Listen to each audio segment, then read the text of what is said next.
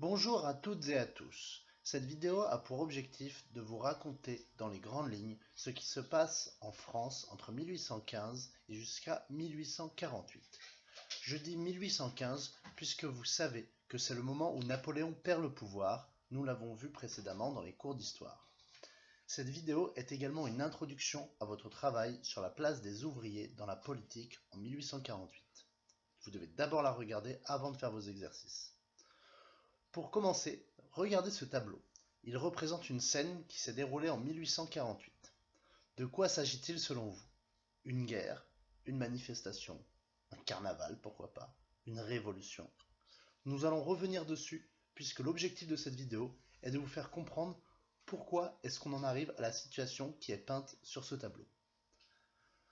Comme vous pouvez vous le rappeler, Napoléon perd le pouvoir et suite au congrès de Vienne en 1815, un roi prend de nouveau le pouvoir en France. Il s'agit de Louis XVIII. On parle donc d'une restauration. La monarchie n'est pas absolue puisqu'il y a une charte qui encadre les pouvoirs du roi. Louis XVIII n'est pas immortel et il meurt en 1824. C'est un membre éloigné de sa famille qui est mis sur le trône, Charles X. Ce dernier est bien moins rigolo et a clairement pour objectif de renforcer le pouvoir royal. Il est bien plus autoritaire et une nouvelle révolution éclate les 26, 27 et 28 juillet 1830. Cette révolution est restée célèbre pour ce tableau, la liberté guidant le peuple. On voit des représentants du peuple sur une barricade. Une barricade, c'est quoi? C'est ce que je vous montre actuellement. La barricade est un outil de lutte qui a été inventé en 1830 et qui consiste à bloquer les routes avec tout ce qu'on peut trouver pour en faire une barrière et se protéger derrière. En 3 jours, le roi est renversé et est remplacé par un autre roi, Louis-Philippe, dont voici le portrait. Plus de pouvoir est donné cette fois-ci à l'Assemblée. Aux alentours de 1848, la France connaît une nouvelle crise économique. En même temps que cela, les partisans de la République, on les appelle les républicains, font dans toute la France une campagne de banquets. Pourquoi de banquets? Parce que sous la monarchie, il était interdit de se rassembler pour parler de politique. Alors les partisans de la République parcourent la France pour faire des banquets, c'est-à-dire des réunions où l'on mange. Il n'est pas interdit de se réunir pour manger.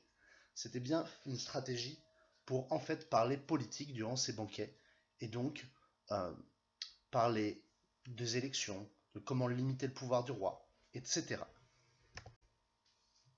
C'est en 1848 qu'un banquet devait avoir lieu à Paris, sur la place du Trône, que l'on appelle aujourd'hui place de la Nation. Vous pouvez voir sur la carte où est-ce qu'elle se situait.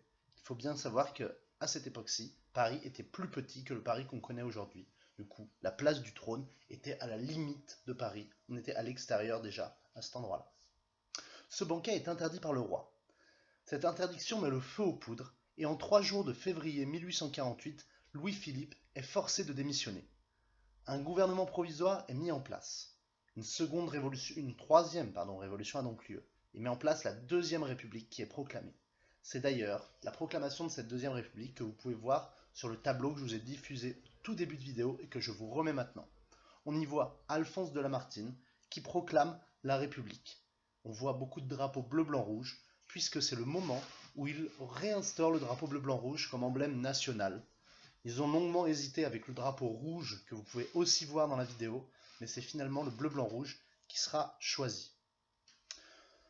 Votre travail débute une fois que vous aurez noté la leçon qui va avec cette vidéo. Votre travail consiste à répondre aux questions afin de comprendre quelle place les ouvriers vont jouer dans la politique à partir de cette révolution de 1848. Il faut bien que vous compreniez que les ouvriers sont de plus en plus importants dans la société vu qu'on est dans pleine période d'industrialisation. C'est donc une population qu'il faut prendre en compte et qui va jouer un rôle majeur à partir de ce moment-là. C'est donc à vous de jouer, je vous souhaite bon courage et je vous dis à la prochaine dans une nouvelle vidéo.